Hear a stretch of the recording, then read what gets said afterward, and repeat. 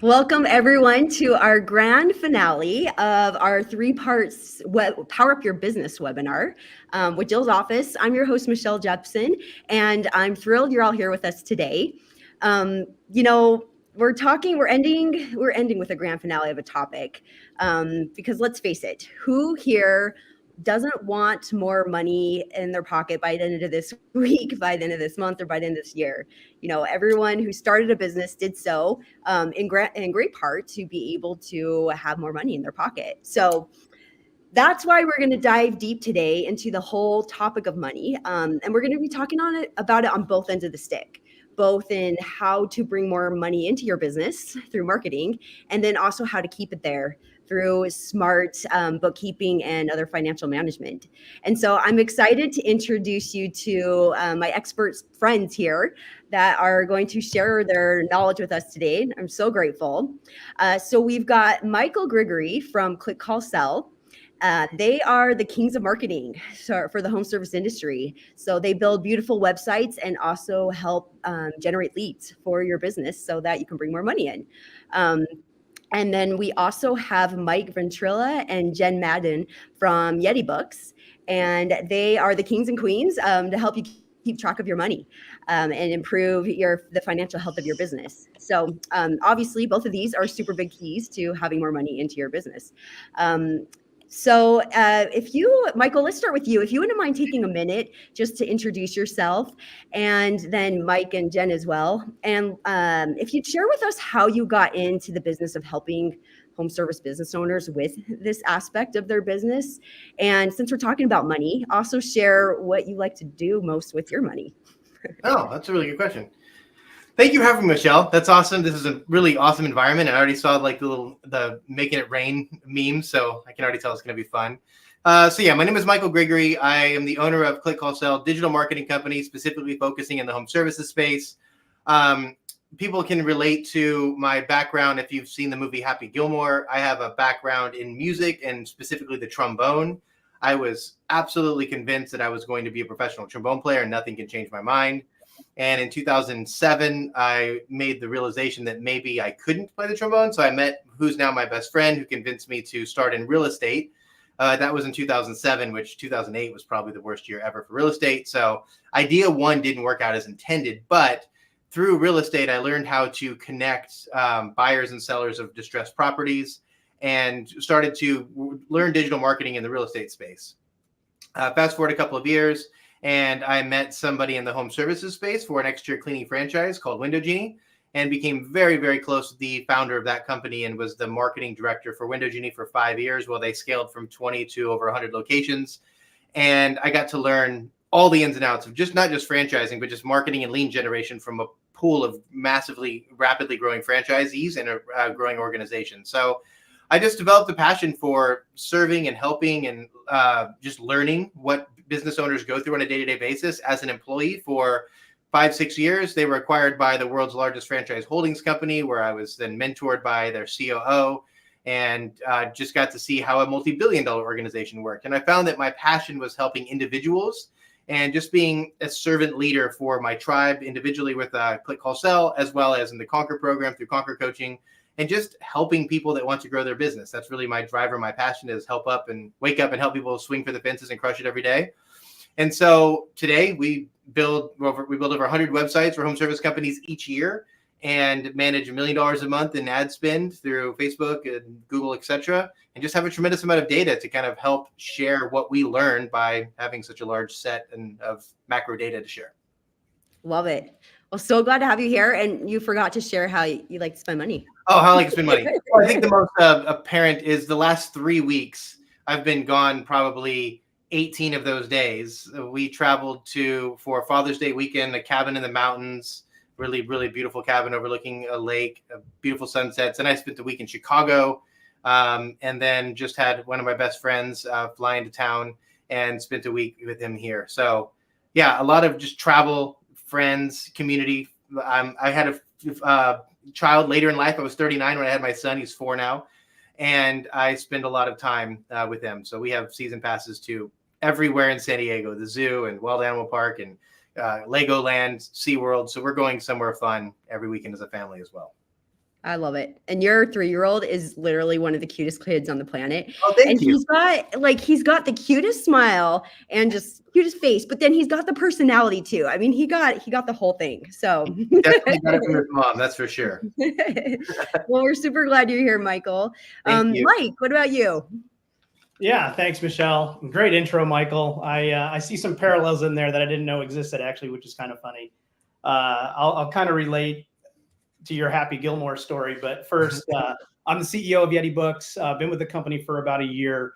As Michelle said, we try to help our customers keep more of their money and learn how to spend it wisely and how to really act in their best interest in the business. So that for me is a passion and is something I've done for a long time. So I'll talk a little bit more about that as we get going. But the Happy Gilmore relation there, I wanted to be a pro soccer player. That's really what I wanted to do. And that was very clear it was not in the cards. So went to engineering school, got an engineering degree, did that for a while, worked on an MBA and on the finance side of things, and have just always had a passion and a love for finance. So spent about 10 years in financial automations, the prior 10 years to coming to Yeti. And somehow I'm in an accounting firm today working with some of the best accountants in the industry, which is a lot of fun for me. We're about 40 people today, working exclusively with home service businesses.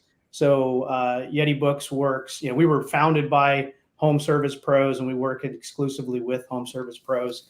So, we've been doing that now for going on 5 years, and, hundreds of companies that we work with day in, day out to really help them make the most of their business and do solid bookkeeping for them so that, they keep more of their money and they know where they're spending it and they know where they're going as well. So, it's been quite a journey. I've really enjoyed it. And as we were talking about earlier, I'm a year in now. And we've really built a pretty exciting offering and a great team to help our client base. So we're spread out. We're a very remote friendly company. So, Jen, who's with me today, is in Michigan. I'm in California, and our team is spread out all over. So, I think like Michael, I end up traveling quite a bit, both for business and for pleasure. And that's probably how I spend a good portion of my money. Some of that travel is for my 16-year-old daughter, who's a dancer. So we end up spending a lot of money, not only on dance, but on the travel related to that. But when I probably like many of our business owners that we work with, I probably spent, every dollar that I made in the, early stages of my life, and then got smart and started, doing better about saving it, and really now kind of help companies to understand how to do that and make the most out of their financials. So, I'm excited to be here. I really appreciate the opportunity. Love it. Well, we're glad you're here too, Mike. And yeah, we're going to have to do a follow-up session on how to keep money in your pocket when you've got teenagers, because that is definitely a much needed conversation I need. So yeah, we're spending more than we make right now, for sure. That's a hard thing to do. That's right. And, we're super excited to have Jen here with us, not only because, I've mistakenly been called Michael several times. So we didn't want the Michaels to take over the world completely today. So we needed a Jen here for that. And also, one thing I love about Yeti Books is they provide not only bookkeeping, but also fractional CFO services, which is phenomenal. And Jen, I know you're a whiz with that. So grateful to have you here. If you don't mind introducing yourself a little bit. Yes, happy to be here. I actually got my start with a degree in psychology way back when, and did that for a little bit, quickly realized I didn't want to do that for forever. And my dad happened to be a partner at Ernst & Young, starting to retire, and he said, you should be an accountant. So I thought I'd never thought of doing that, and looked into it, loved it, went back up my MBA in accounting.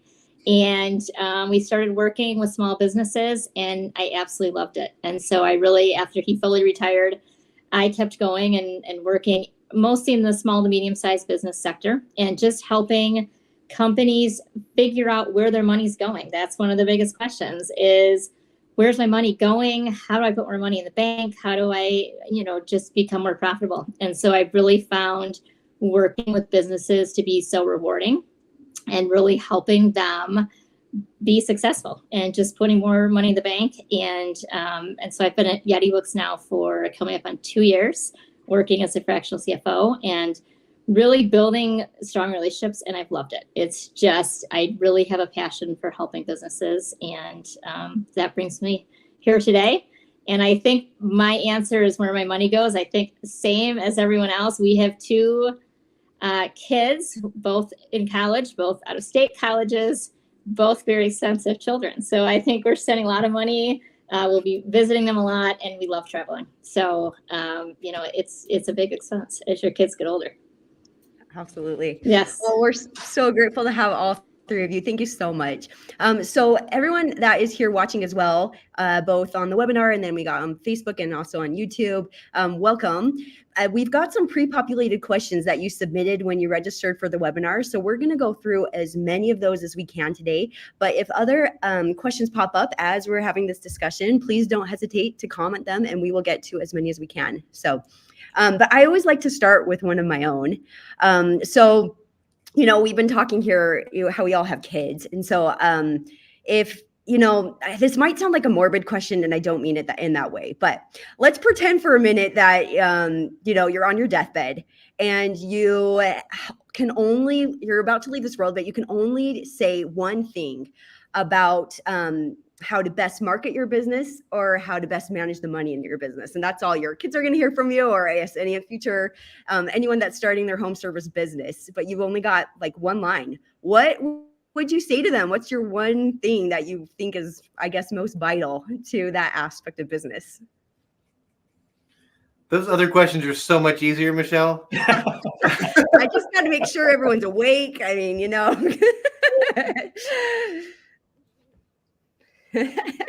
ahead, Mike.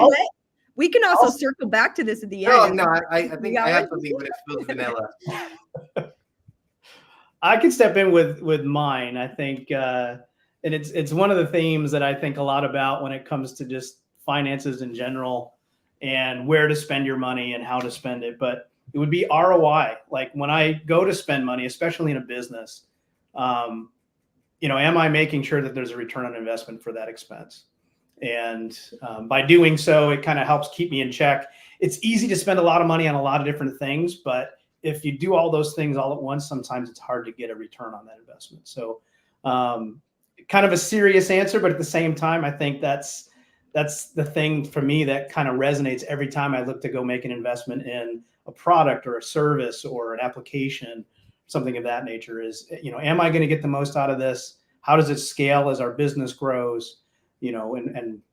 Just ROI is that generic term, I think really resonates with people. I love that. Yeah, that's powerful. So Mike said a lot on his deathbed. I was thinking like just one thing. I was gasping for air, Michael. And I'm gone. So maybe I watched too much Game of Thrones in my life. So what kind of me first was yell louder and at stack value. So yell louder, stack value. Yell louder meaning like expand your influence so that you can have people that follow you, know, like, and trust you. And then stack value is when you build your community, your influence is stack as much value as you can, because that's how people are going to continue to follow you and share what your message is all about. So yell louder and stack value. And then I'm done. I love that. And I'd like to be added in the credits of the book because I think that's a great title to a book right there. So glad we pulled that out today. And now I want to read your book on that. Yeah. Well, knowing you, we'll have the first chapter done before the end of the call via chat. That's right. Jen, do you want to jump into that at all? Yeah, I don't know if I necessarily have a perfect answer for that, but I think at the end of the day, I was recently told this is what's your fall asleep number? How much risk you take on is can you still sleep at night? And we were just told this recently, and it's so important because you have to take a certain amount of risk with your money, especially when you're starting a business, running a business. And so you just have to really prepare and feel good with your decision that you can sleep at night. And I think that's the most important thing is just assessing that before you jump into anything. I love that. All super powerful thoughts. Way to start this out. Thank you, everyone.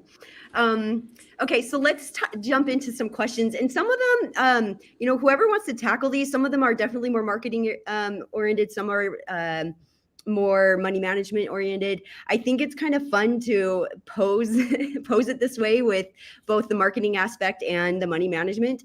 Because especially, Michael, you talked about working for a multi-billion-dollar company. As companies really grow, there can sometimes be almost this natural angst between kind of the financial and the money marketing department of like, hey, we need to spend more, and then they're like, wait, don't spend so much. But they're really so connected, and so I actually think this is going to be a really interesting conversation to analyze them kind of side by side and figure out how do they really work together well in a strong business. So let's jump first into this question that we got. So and this is more in relation to marketing, but then we'll spin it to bookkeeping as well. So what mistakes do business owners often make when it comes to their marketing efforts? Oh, yeah. Anybody can answer any of these questions too, because I saw a bookkeeping question I want to answer. So Mike, or anybody, just go ahead and feel free to jump in. So I think, and especially going to the last 2 years, since ChatGPT is slowly changing everything, actually faster than we want to admit, is the set it and forget it mentality. I've clearly been doing this for a really long time. And 5 years ago, you could have a decent looking website, have some ads going, and the competition was less. People's buying was a lot faster. They didn't use as many different platforms or steps to decide who they were going to work with, and it worked really well. And so I think some of the older businesses that just kind of had the set it and forget it mentality and leaned on the agency too hard or leaned on a third party too hard are really seeing what the effects of that in today's world. And so I'd say the biggest mistake is they're not working on their own brand. They're relying on other people to manage their brand for them. And with today's world, there's too much personal connection and specific storytelling is needed to grow a business versus the way it was 5 years ago. Yeah, I love that. That one hits pretty me right in the heart, because literally right before this webinar, my sales team reached out and they're like, Michelle, I just realized I haven't gotten any Facebook leads this whole week, like our ads off. And I looked into it because I've been such an insane week. I haven't been checking them. And sure enough, they got turned off last week for some reason. I got to dive into, and that's going to have, ripple effects to our sales numbers this month. So yeah, set it and forget it can be very dangerous, and making sure that you're staying on top of it all. And that's the power often of outsourcing that is, and you make sure you have someone who has their eyes that are always staying on it. So love that answer. Okay, what about on the bookkeeping end? What mistakes do business owners make as far as it comes to their bookkeeping and financial management? Yeah, I think the big one that kind of has a lot of offshoots from it is planning, right? So budgeting, thinking about things in advance, really planning out your expenses, allocating percentages of your total budget to those things that you're going to spend money on, and really kind of doing your best to stick to it and look at it every single month so that you see how you're doing against your plan. Then you kind of dive into, are you keeping copies of important documents? Are you making digital copies of those? Do you have like photocopies or digital copies of your receipts? Because those receipts don't last forever, right? So things like that, and just trying to make sure you get, you can capitalize on every expense that you're making in the business, and really trying to get the most out of that and maximize that over time. So those are some things that I see quite a bit. But then there's also things like waiting too long to find a bookkeeper or work with a professional. Like if you don't have a financial background or don't think of things in that way, don't be afraid to go ask for help and find somebody that does. It's a huge relief for a business owner to kind of make that leap to handing those things over to someone that they can trust to do that for them. A lot of times, we take over books for companies that just waited too long in a lot of ways. So there's a lot of time invested and energy and a little bit of pain, in terms of getting them to the point where, they're in really good shape and able to kind of leverage that expertise going forward. So yeah, that's a big one for me. I love that. Yeah. And I mean, I think with both bookkeeping and marketing, obviously you can become an expert in that as a business owner if that's where you choose to spend your time, and really refine that. It's often smart to outsource that because there's usually a lot of other things that are kind of on your radar. But when it does come to outsourcing it, both on the marketing end and on the bookkeeping end, what are screening questions that should be asked to either find a good marketer or find a good bookkeeper? What are some red flags? people should watch out for, and how do they screen them? I'll start with marketing first, since we'll just do back and forth. Marketing is, I think, most important is like asking the question about their niche or niche, whatever you want to say. So do you have experience in my industry? So somebody that works with dental offices may not have a lot of experience with painters, right? Or something like that. Or even if you want to go even more narrow, somebody who specifically focuses on only painters. Because what you'll find is there's a blueprint in a very standardized way. People are searching for painting pretty much the same way across the entire country. And if you have a blueprint of success for a painter in Texas, it's a lot of that is going to carry over to a painter in Oklahoma or Florida or whatever. There's going to be some difference in like the images you use, but people are still using the same keywords to search. And this emotional feeling behind why somebody wants to get the inside or the outside of their house painted is relatively the same. So the niche is really important. I think that's the most important question is what experience do you have in my industry? Then you can even take it to like the platforms that I want to use. What platforms would you recommend?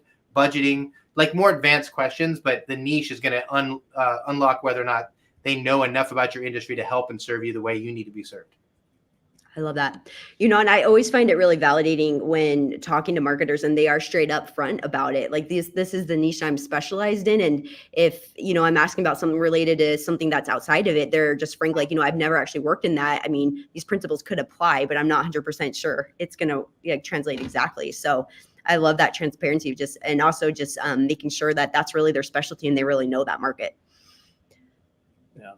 Same thing applies to bookkeeping, right? I mean, and we do more than bookkeeping these days, and I'll kind of elaborate on that because that's one of the elements I think too that, to answer your question, does the company scale with me long term, right? When we got started as Yeti Books, we were just doing bookkeeping to start, but we quickly realized that our clients needed much more than just bookkeeping from us, and they wanted kind of that one neck to choke mentality. So they wanted to be able to get tax from that company, and they wanted things like fractional CFO services, like Jen was talking about earlier, right? So we've expanded into payroll and excise tax and you name it, right?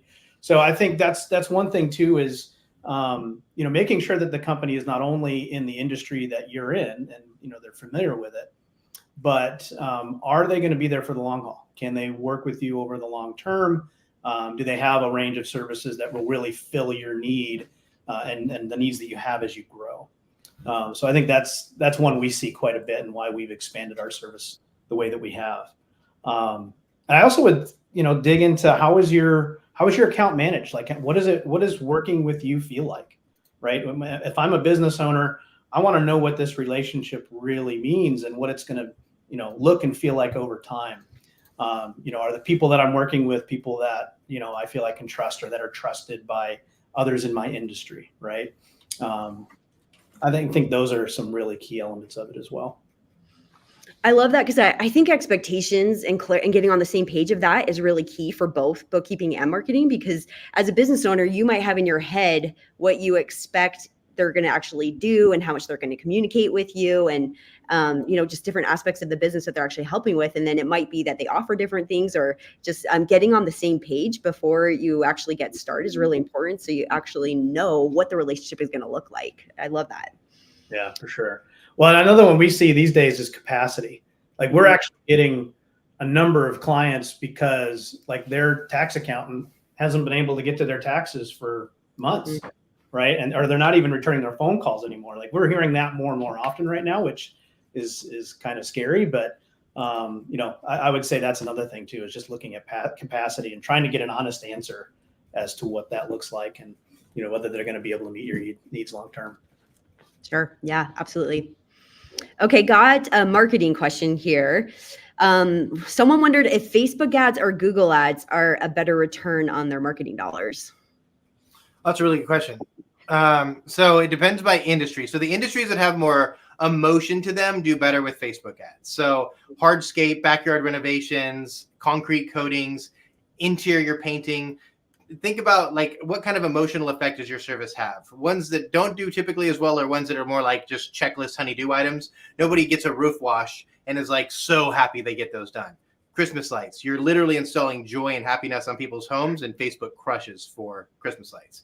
So think about the emotional effect of your service, and that will have determine which one is best, but it could be either one. But the second part of that is one of the most overlooked parts of Facebook is the branding effect. You are paying pennies for an impression and eyeball on your brand. So if you can get really good creative, short videos, really good before and after pictures, or just content in general that you're boosting or paying for Facebook ads with, not only will you get leads, maybe not the immediate ROI, but you're going to see a long-term effect with just brand awareness and brand goodwill. So when somebody is ready to buy, because nobody goes to Facebook and like prays they find a plumber, right? That's not how people search on Facebook. But when they are ready to buy, they'll say, oh, I've seen that company before. And they just naturally trust you because they've seen you 10 times. So it's a really good way to keep top of mind and build goodwill through Facebook, even though it won't have an immediate ROI. But content is the most important piece. I love that. I can see that because I mean, if I'm browsing Facebook at 11 o'clock at night and I see this epic lighting thing and I'm like, oh, I need that for my home, I might click on it and submit to become a lead. Whereas like watching someone fix a flooding toilet, unless my toilet's flooding, I'm not going to click on that. But it's going to be in my head that when I do, my toilet is overflowing. Oh, what was that one company? I've seen this brand. I like what their messaging is. Yeah, so. It works 100%. And I've coached so many people over the years that have been consistent with Facebook for 12, 18 months. And it is incredible how many people are searching for their brand specifically versus the industry. You're going to get a lot more leads when people search for your company name versus your industry because they're looking for you. They're not looking for your service. They're literally looking for you, and your success is 10x on those things. I think very generational too. It always blows my mind. I mean, I'm a millennial, but I'm still primarily going to Google. But these younger generations, they go. I mean, Instagram. It's like if I'm searching for a plumber, they do like start. It's like their Google oftentimes, and so there can be a powerful effect with that. What about on the Google Ads end? I mean, who do you recommend use that versus not? Is there a difference there? Yeah, so again, digging in Google local service ads and Google ads. It goes both ways. Some places local service ads is better than Google ads, but it just matters how, because Google is a publicly traded company that's making hundreds of billions of dollars in profit each year. They're going to show whichever platform is going to make them the most money. So if there is more opportunity for Google ads, then you're going to have more success with Google ads. It's important to be on both, because you can't control where they're going to show, and you have a tremendous amount more control with Google ads and local service ads. But most industries, with the exception of small, if you're a tiny company in the trades doing emergency plumbing, you probably can't afford for those specific keywords. But in most cases, you can find something to maximize with Google ads as a home service company. Love it. Okay, I got another this or that for marketing, and then we'll jump to some more bookkeeping ones. But someone else asked if door hangers or postcards are more effective. Oh, yeah. All right. So it depends. So door hangers are great because you can do them in bulk, right? You can send out, postcards. Postcards are great because you can do them in bulk. You can send out 5, 50, or 50,000. And so the best way to use postcards is to isolate where you've had the most success, right? So touch points like Facebook, the more times I can get in front of somebody, the more repetitions I can have of my brand, the more success I'm going to have. So a smaller area, more touch points is always going to be more successful than one touch of 50,000 people. So for that example, postcards work better. Small samples, door hangers are usually better because especially if you have 2 technicians in a truck, there's always time when one of the techs is not working at the same speed the other one is. And you've got a few minutes to just go canvas and put door hangers out or flyers out around 5, 10, 15 homes. And that's going to cost you way less in labor than 60 cents in postage for those. Then you can use postcards maybe for follow-up, week 2, week 3, but you're saving that 60 to 80 cents per postcard by just manually doing the first touch. But the highest ROI of all this boots on the ground kind of marketing is door hangers. Door hangers are number 1. So definitely have, not door hangers, yard signs. Yard signs are by far the best. So get some yard signs, stick them in your truck, 2 or 3 per day. Just find your techs and throw them out there, and you'll get the best ROI of all. It's so true because it's interesting since being more in home services and every time I'm driving around my neighborhood and there is a yard sign, I always pay attention to it. And I just am consciously now aware that it always catches my eye. And then I'm always like, oh, what are they doing? I wonder, then you're just kind of curious what home improvement thing or what kind of cool lighting thing or what plumbing issue they had. And so I think the social aspect of yard signs is also interesting, though they can be effective in public areas as well. But I can totally see that. Okay, so let's jump back into some more number stuff. Someone was wondering about any tax tips for the home service industry. Yeah, I'll start on that one. So the first thing I like to say, there's a lot of gimmicks out there, right? There's a lot of people out there promoting tax help and tax service and tax ideas, especially on Instagram. I see them all the time. I'd be careful with those, right? There's a lot of people out there just looking to get money from you with ideas that sound like they're going to be helpful or a good idea. Some of them are red flags to the IRS. So they're just things that I would absolutely avoid. So, don't get caught by those things. That's probably first and foremost. Second to that is, having someone, looking at how you're spending your money. Try to do everything you can to put business expenses in the business name. We see this quite a bit where people are trying to write off personal expenses, even though they're used for the business. That's a bit more complicated than if it's in the business name, you're writing off the full expense. That's a big one. And it's hard, for a new business owner, especially, to have the credit or to be established to the point where they can do that. So it's just something, make sure you've got someone you trust kind of helping you set that up and putting yourself on an accountability plan and so forth. We find at tax season, we learn those things a little bit late sometimes, especially if it's a new client coming on, didn't know that, and they've got a whole bunch of personal assets that they're trying to write off against the business. And at that point, sometimes it's too late, or we have to go back and do a bunch of work to really help them to make sure that they can maximize that write-off. So that's a big one for me. And then, looking at just trying to keep track of your numbers every step along the way. Like for us with our tax service, we offer bundles. So like you can, in fact, that's one of the promos we're going to offer as part of this today. We'll get to that at the end, but we have bundles that basically have, some savings associated with not only the cost of your return throughout the course of the year, but ensuring that you're getting that tax advice throughout the year. So it's not, you get to the end of the year and it's too late to do anything about it, right? So we're providing incremental, advice. We're looking at things incrementally across the year and helping our clients to kind of make those decisions every step of the way.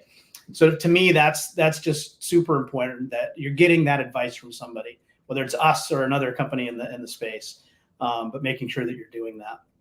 And then, a lot of times that's going to be, making a decision as to when to buy a vehicle, right? Or to buy a new truck, or kind of spending some of that profit at the end of the year so you can maximize, your tax savings. I'll kind of point to Jen. I think she spends a lot more time with clients on these types of questions too. So I don't know, Jen, if you have any additional thoughts there. No, I think that really covers it. You have to have a tax person that you trust, because I think it's also nice to strategize throughout the year, know where you are sitting with your income, so you don't suddenly have a big tax bill surprise either. Those are never fun. So I think that you just want someone you can trust, that will look at your books throughout the year and offer tips, because there's so many different tax strategies you can use depending on the industry, if you're an S Corp or an LLC. And so you just want to find someone that's good and that you trust, and make sure you meet as often as you can so you don't get those surprises, and that you maximize everything you can.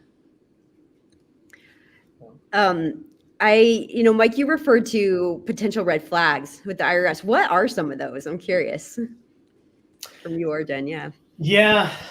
Well, I mean, the big one over time has kind of been, and Michael even alluded to it earlier, like, how are you using office space, and how are you using home, space in your home for the business, and just being really careful that the space you have devoted to the business is in fact for the business, and you have a record of that. Making sure that you're tracking your mileage, and especially when it comes to vehicles and vehicle usage, make sure that you have good records, right? Track the records. There's lots of great tools out there for tracking mileage, tracking the expense for the vehicle itself, in addition to what you're paying for fuel.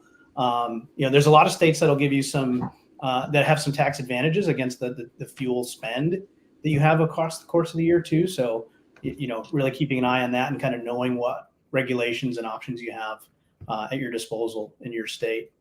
There's things, it really depends on who you talk to sometimes. I think, frankly, for the last few years, it's been a bit more lenient.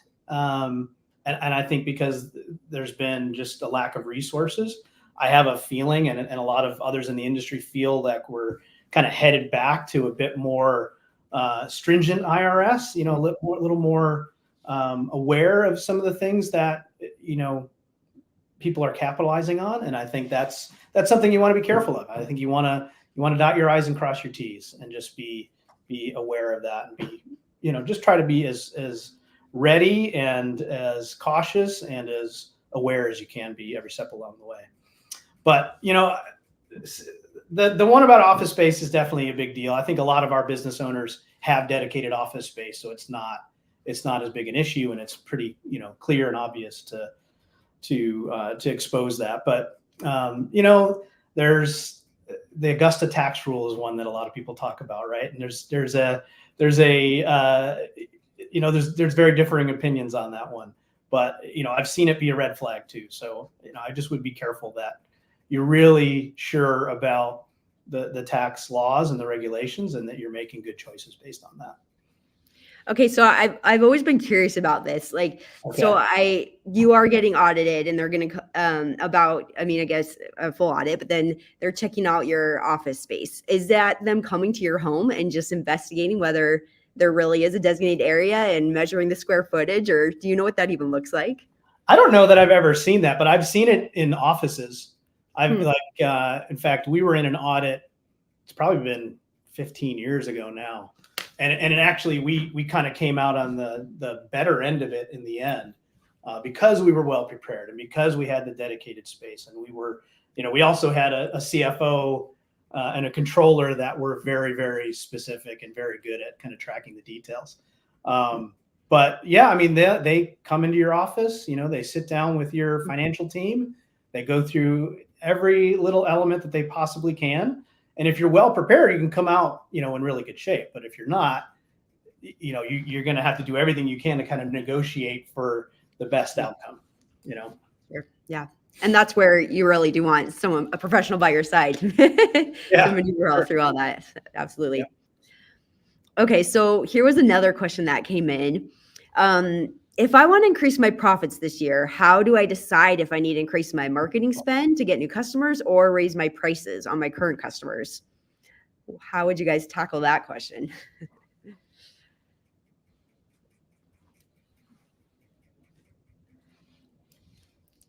If anyone wants to take that one on. Oh, yeah. Michael, I think you're muted. Oh, you lost your sound there for a minute, Michael.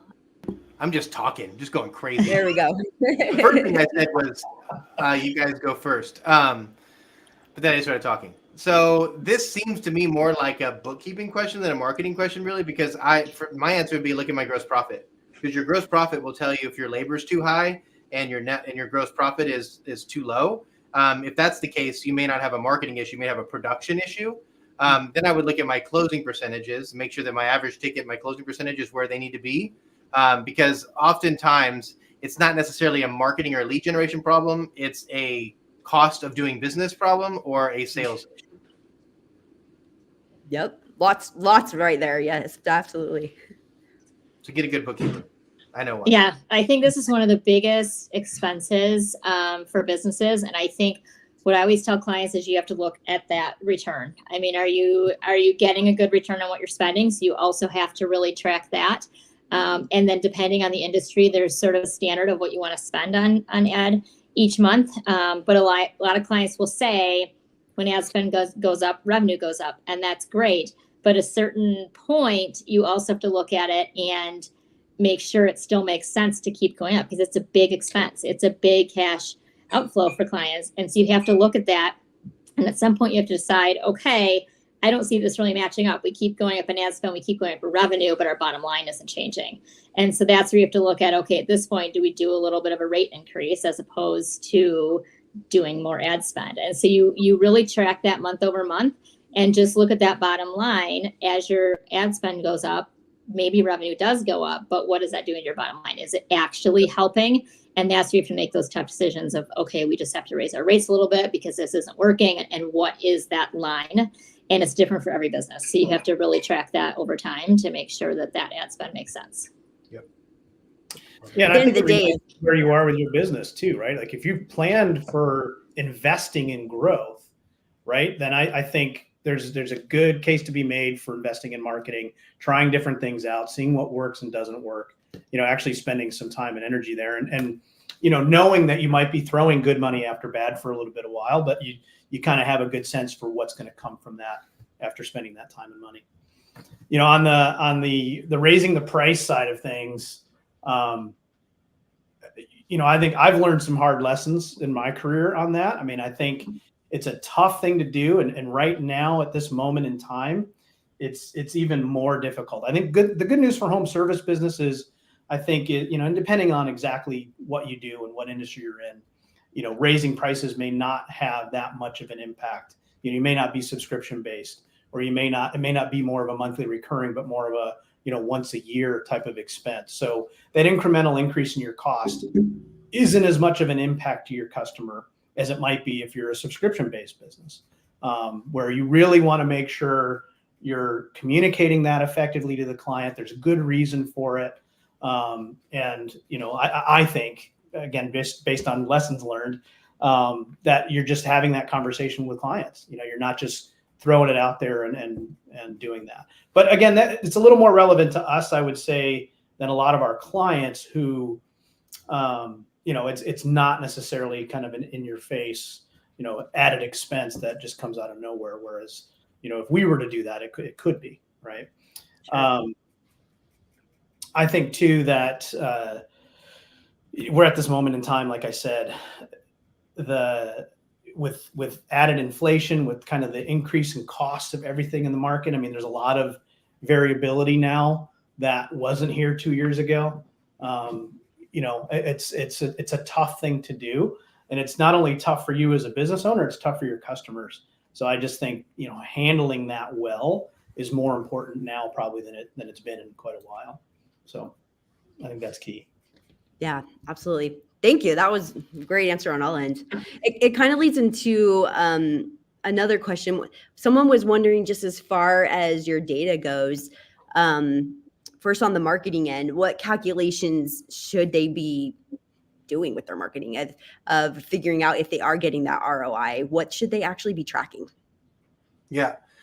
So first, ROI is more of a sales metric than a marketing metric. So you want to look at cost per lead more than anything else, and then let your sales do what they can with those leads. For example, the quality of a Google lead is generally better than a quality of a Facebook lead because Google's bottom of funnel. They're literally looking for you, and you get that lead of somebody who already has intent to make a decision, or at least they're in the buying phase. Facebook is more, oh, that looks interesting. Let me discover more about this industry. So the ROI sales metric, cost per lead is where you want to focus. And just because you're getting a higher cost per lead than you expect doesn't mean that the media doesn't work. Look at the offer you have. Look at the landing page, where you're sending people, what words you're using to get people to your page, and the desired action you want them to take on the page, and you're doing everything you can from there. Like same thing with postcards. As I've had people send out 100 postcards, and be like, oh, postcards don't work. Well, you send 100. It's not really fair. So send enough out with the right message, and then if it doesn't work, change the message, change the photo, change the offer. Then you do that a couple of times, you realize either it doesn't work, or you've given a good enough chance to have success for you. As far as cost per lead goes, you want to find your maximum it's called max CAC, maximum allowable customer acquisition cost.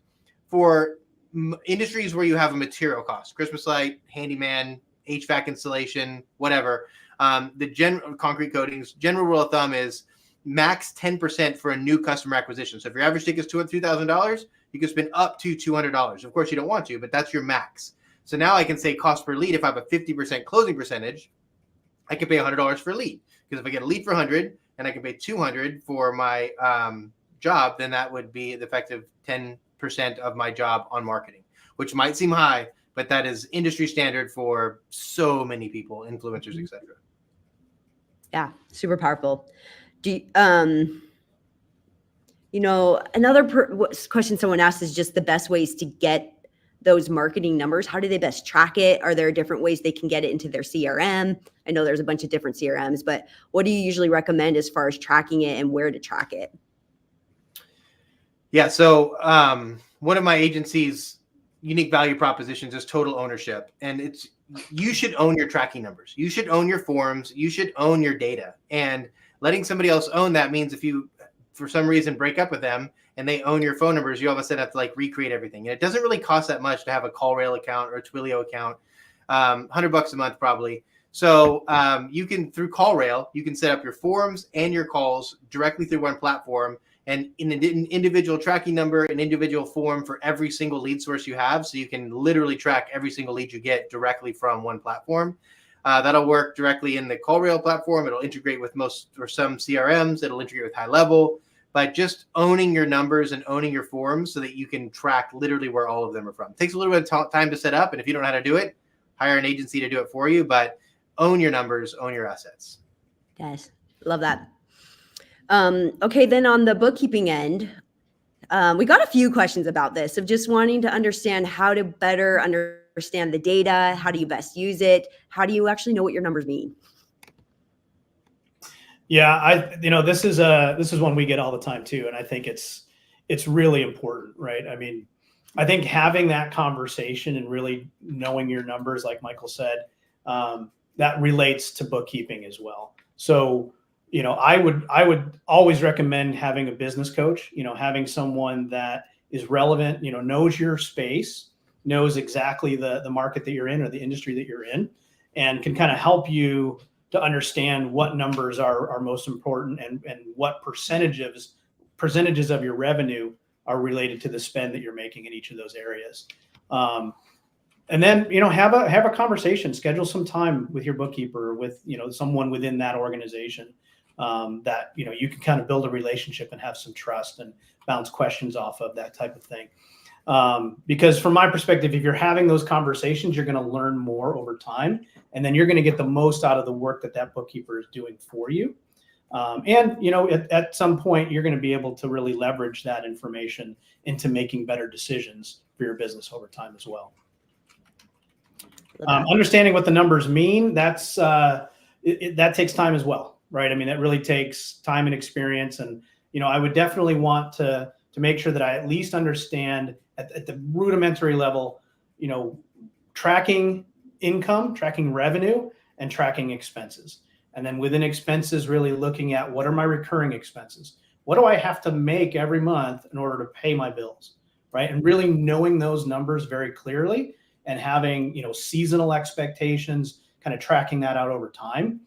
Building a budget sheet if you're comfortable with, like we help clients do this, and especially like our Conquer clients and our other coaching clients that we work with, we're building budget sheets with them, and we're really helping them to refine those on a monthly basis.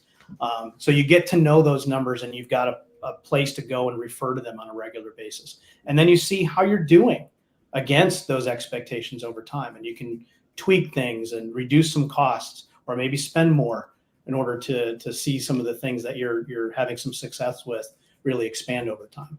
So, those are the things for me that kind of really resonate when it comes to questions like that. And correct me if I'm wrong, but that's where the value also comes of having something like a fractional CFO that is actually helping you look at those numbers and strategize with them, and not just, hey, here's your bookkeeping, here's your taxes, but let's actually figure out a game plan of where you want to go. Yep, exactly. That's what Jen's doing every day. Okay, Can I say something about this too? go ahead. This is the thing I wanted to say earlier. I started coaching somebody through the Conquer program. Young kid, awesome. I love working with young entrepreneurs. It's so fun to watch them become millionaires, and this kid's definitely going to become one very quickly. But first call, you really want to just, what do you know about your books? What do you know about your numbers?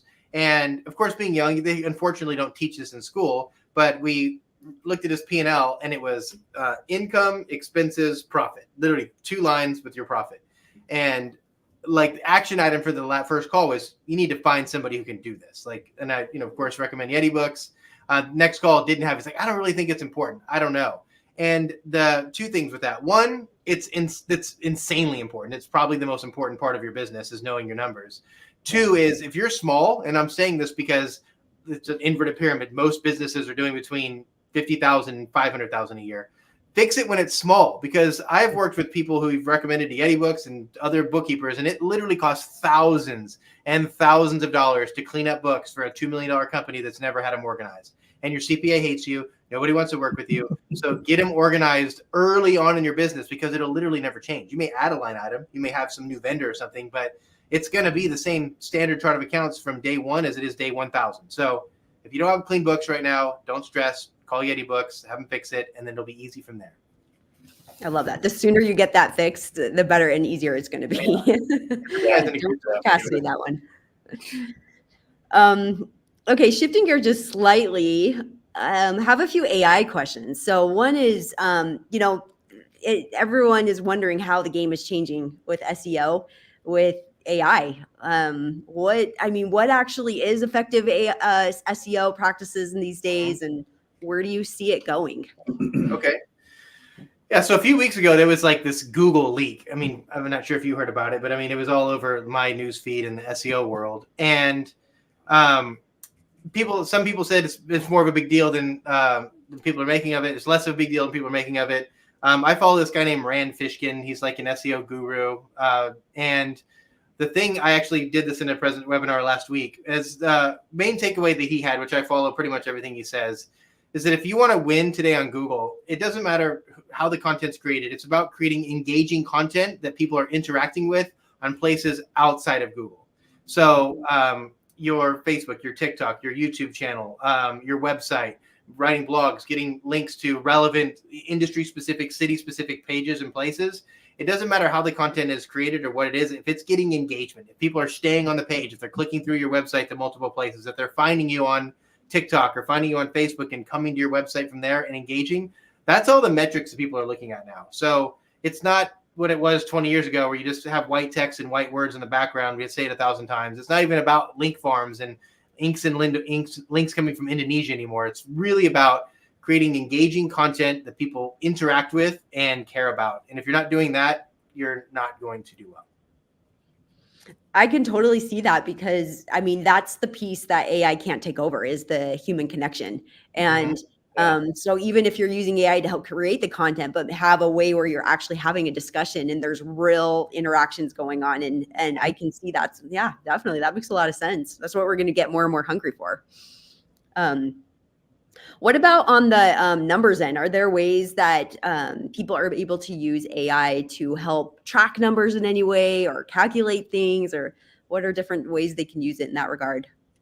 Yeah, that's a tricky one right now. There's a lot of tools out there. There's a lot of AI, options when it comes to accounting and bookkeeping specifically. Some I think are. I haven't seen any that I'm ready to invest in yet. That's kind of the issue, and I think we're pretty cautious about the tools we use. We want to use tried and true and tested tools, but I see it coming, right? There's a lot that's coming our way. I see all of the tools that we use are starting to make investments in AI. So they're making their tools better by leveraging, specifically, doing some predictive analytics and looking at things a little more intelligently with the numbers that are in the system than, ever before. So I think, and I'm seeing that now, like I've seen it in large businesses for many, many years, but without the AI element. You're definitely seeing it now in smaller businesses much more frequently as well. So tools specifically for small business owners that are now getting more and more intelligent and having those options available. I'm excited about where it's going from that perspective. I mean, some of it definitely scares me. And I think some of the accounting tools that were out there early were not ready when they were put out in the market. And we've had some clients come to us kind of from using those tools and like, I don't know what to do. I can't get my numbers. And, so we're fixing that for them. But where I really see the value and I see a lot of benefit is in doing the analysis, right? A lot of the things that Jen and I spend time on for and with our clients is really doing that analysis and making our jobs easier from that perspective, right? Being able to extract more meaning from that data, being able to do more analysis and forecasting and, helping with the budget layout and those types of things. There's a lot of things that are coming in that regard that I think are going to be just so good in the next year or so. Cool. All right. Be fun to watch. Yeah, for sure. Well, we super appreciate all of you for coming and sharing and answering these questions. I know, you bring years and years of experience. If our viewers want to learn more about your business or stay connected with you, what's the best way to do it? So for us, so we're at yetibooks.com. You can find us there. And in fact, I'm actually going to give you my personal email address. You can reach me at mike@yetibooks and reach me there anytime. We also have hello@yetibooks.com, which is, if you have general bookkeeping questions or you want to send inquiries there, if you're looking at trying to find a bookkeeper or a tax consultant or a fractional CFO, that's a good way to reach us as well. But, for people that are attending this webinar, I'm happy to give my email address. Feel free to reach out there. You can also go to our website, yetibooks.com, go to contact us.